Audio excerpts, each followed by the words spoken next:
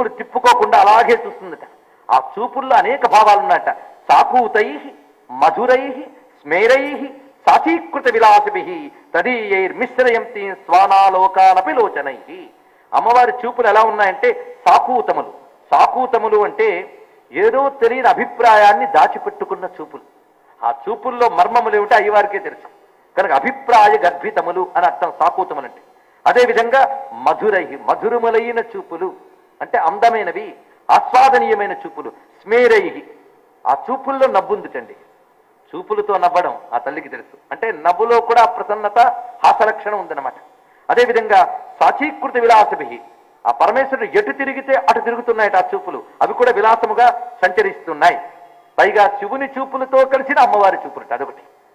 ఆయన అంత నాట్యం చేస్తూ ఈ భంగ్యం బాగుందా అని ఆవిడకి అడుగుతున్నట్టుగా ఉన్నాయి ఆయన చూపులు. పిపాసురి ఉపానీయం బుభిక్షిత ఇవాసనం.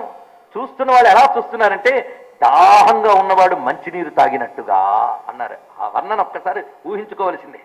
బాగా ఆకలి ఉన్నవాడు అన్నాన్ని చూచినట్లుగా, మహానిరుపేద ఒక్కసారి పెన్నిధిని చూచినట్లుగా, రోగి ఎంతో కాలం నుంచి దీర్ఘమైన రోగంతో బాధపడుతున్నవాడు ఆ రోగాన్ని కుదర్చగలిగేటువంటి వైద్యుడు కనబడగానే అతన్ని చూసినట్లుగా ఇది ఉపమానములు వాడారు. చూడండి భక్తులు ఎలా చూస్తున్నారు పరమేశ్వరుణ్ణి అంటే వారి యొక్క ఆర్తి, ఆ పరమేశ్వరుడు రూపాన్ని ఎంత ఆనందంగా చూస్తున్నారు. కుతూహలంతో చూడడం వేరు, అత్యంతమైన ప్రేమతో చూడడం వేరు. కుతూహలం చాలా మందికి ఉంటుంది, అందుకే మన కుతూహలాలుగా ఆయన కనబడ్డాడు. అత్యంతమైన ప్రేమకు మాత్రమే కనబడతాడు. భగవద్ విషయంలో కొందరు కుతూహలం ఏదో జరుగుతోంది చూసొద్దామండి కనబడ్డా ఆయన. అదే కావాలనుకున్న వాళ్ళకే కనబడతాడు. అదే కావాలనుకున్న వాళ్ళకి అది కనబడినప్పుడు కలిగే భావన ఉన్నది.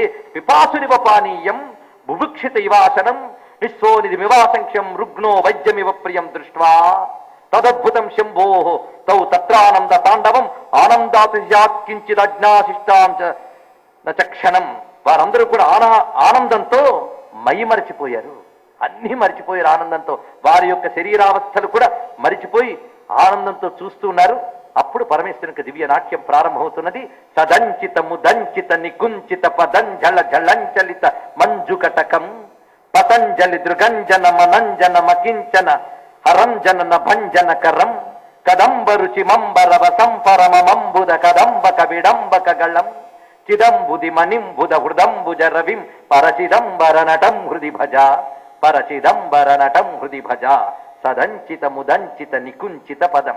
సదంచిత సదంచిత అంటే సత్పురుషుల చేత పూజింపబడినటువంటి పాదము. పాదాన్ని ముందు వర్ణిస్తున్నారండి. సత్ అంచిత, అంచిత అంటే పూజింపబడిన. సదంచిత ముదంచిత ఆనందముతో కూడిన నికుంచిత పదం. ముందు ఆ నికుంచిత పదాన్ని వర్ణిస్తున్నారు. ఝళ ఝళంచలిత మంజు కటకం. ఆ పదాన్ని ఆయన కదిలించగానే దానికి పెట్టినటువంటి ఆభరణం ఝలం ఝలం అని మ్రోగిందిట.